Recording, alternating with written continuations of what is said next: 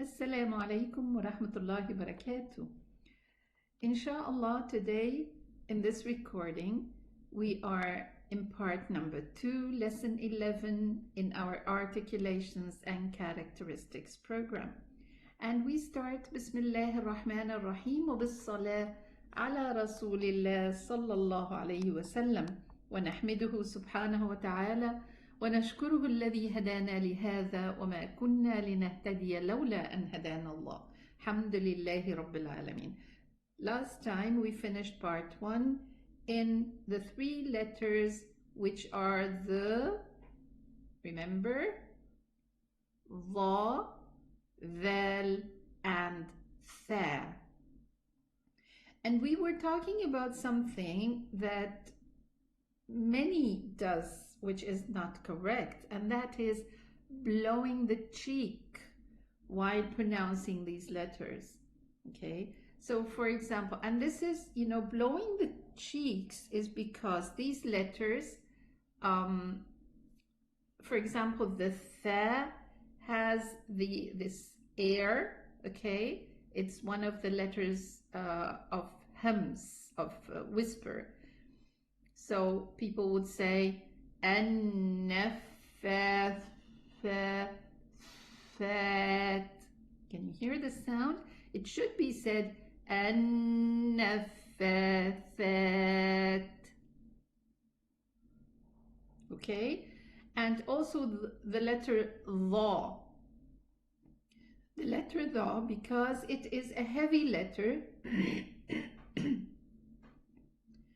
and also it's pronounced from this the same exit as the letter Tha and Dhal, so the reader would take some help and support, so that thinking that this might elevate the letter more, thinking that this is the correct level of elevation, so they would say al-Dha, al-Zalimin.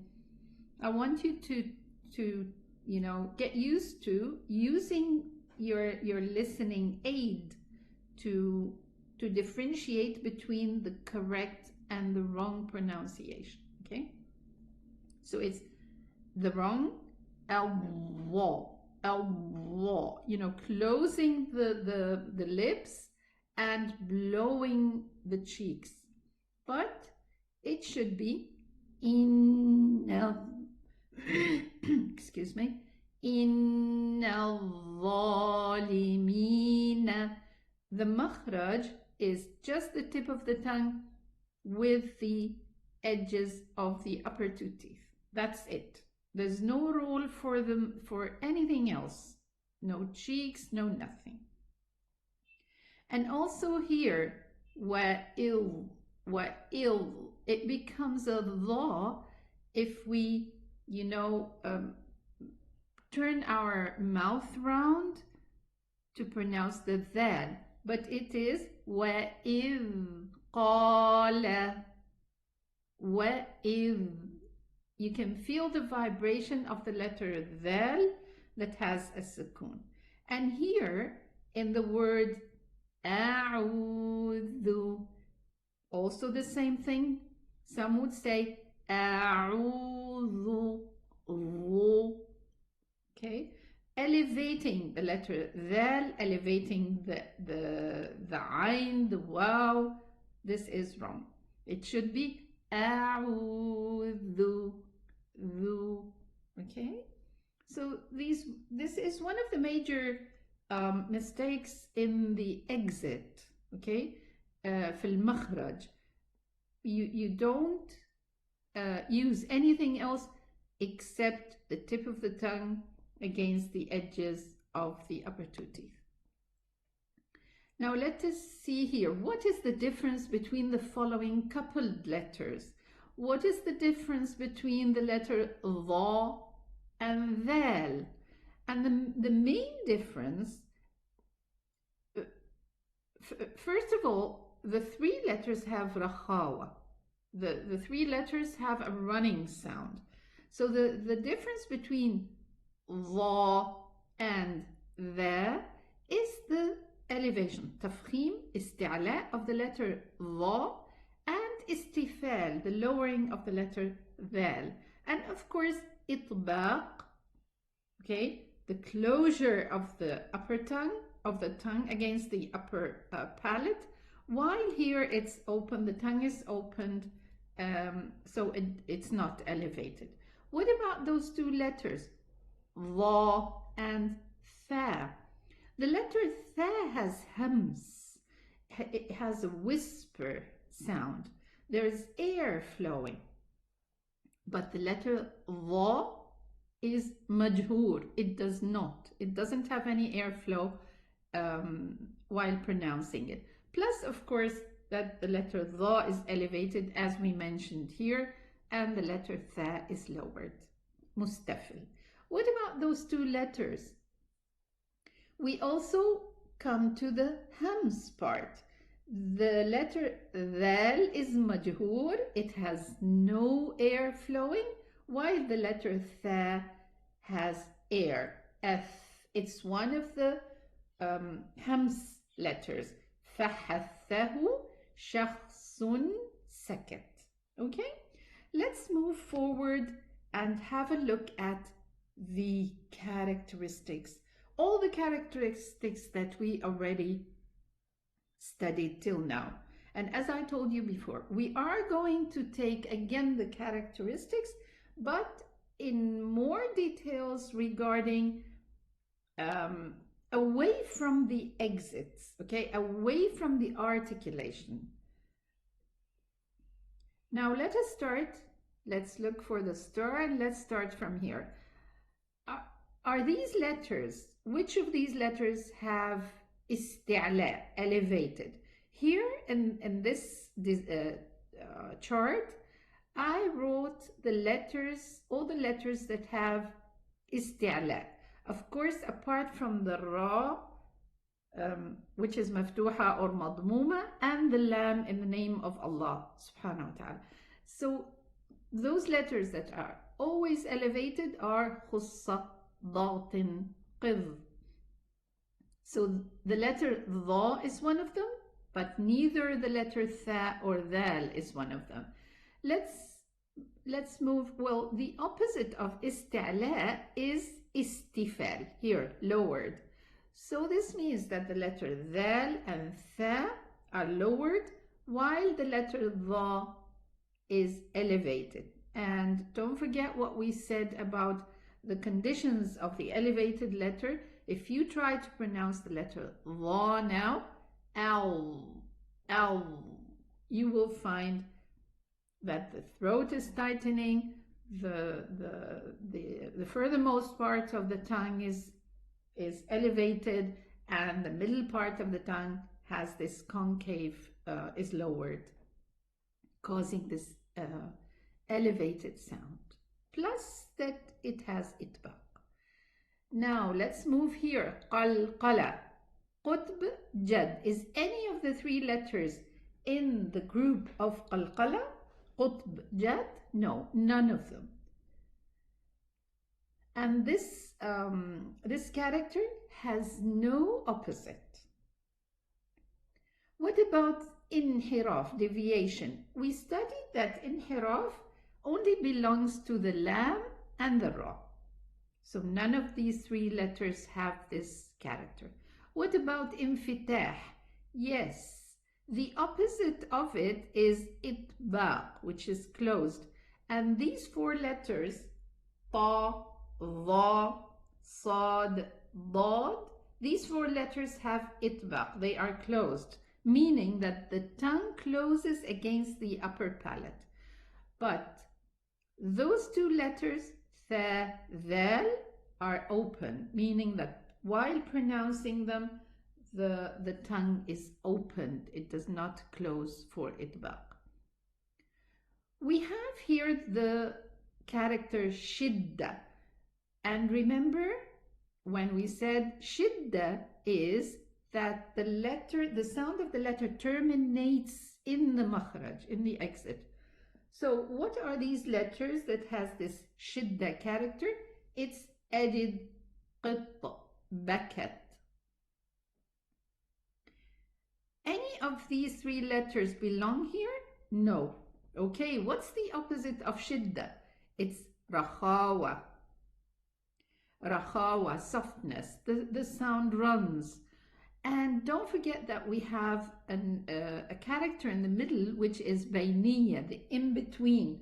And it just 5 letters belong to this character, and these are lin, umar. So none of these 3 letters have bayniya, so this means that these 3 letters have rakhawa, their sound runs. So let us see. Al. So if you pronounce this letter like this, this means that I added a shidda character to this letter which does not belong to it. And the same with the letter dal and the letter tha. Okay? So all these 3 letters have rakhawa. What about jahr? Jahr is the opposite of whisper, hams. And the letters of hams are fahathahu shakhsun sakat. These letters are gathered in this sentence. Fahathahu shakhsun sakat. And we did talk about even the meaning of this sentence. So any of these 3 letters belong to the whisper character, the hams? Yes. The letter tha. What about the other 2? Dha, dhal. If they do not have hams, then they belong to the jahr. It's either the letter has hams or the letter has jahr. Can't have both. And no letter doesn't belong to any of these 2. It has to belong to one of those 2 characters. So the letter dhal and dha have jahr, and the letter tha has whisper. What about the whistling character? We actually took those 3 letters as. Those 3 letters are the only 3 letters that has this whistling character. So none of these, our letters, have this whistling. And the whistling doesn't have an opposite character, okay? We talked about istifal, which is the opposite of isti'la, elevated. We talked about rakhawa, which is opposite of shidda. And the hams, we already mentioned it. Itbaq, we already mentioned it. Istitala, this only belongs to the letter dad. And bayniya, we already talked about it. It's in between the shidda and the rakhawa. So now we can know what those letters, what is the character that those letters share and have in common, which is just the rakhawa, and the other characters that they differ. Although they exit from the same place, but they differ with their different characters. Let us have a quick look at the mistakes that occur when pronouncing these letters, knowing why they happen and how they can be corrected. Now, let's take the first and second one. First of all, tucking out the tongue more than required. If I tuck my tongue out more than required, it will have a different sound. And I added the number 2 here because it completes it, placing the tongue tip against the upper incisors gum. Sometimes people would put the tip of the tongue inside, okay, against the gum, so the letter won't be pronounced properly, or tucking it out. These 2 are opposite. Or tucking the tongue out more than required. Let's have a look here. This is placing the tongue tip against the upper incisors gum. So from the inside, of course, say terminating the sound. Yad, bi'id, nihi. Here, yadhkurun. This is wrong pronunciation. Here, how can this have hums while I am placing the tip of the tongue against the gum of the upper incisors? And what about if I just, tuck the tongue more than required? So it's going to sound like this. It's not correct. بإذنه أثمر. This is not correct. Let's pronounce them in the correct way. يُعَظُ, يذكرون. Don't forget they have rakhawa. بإذنه أثمر.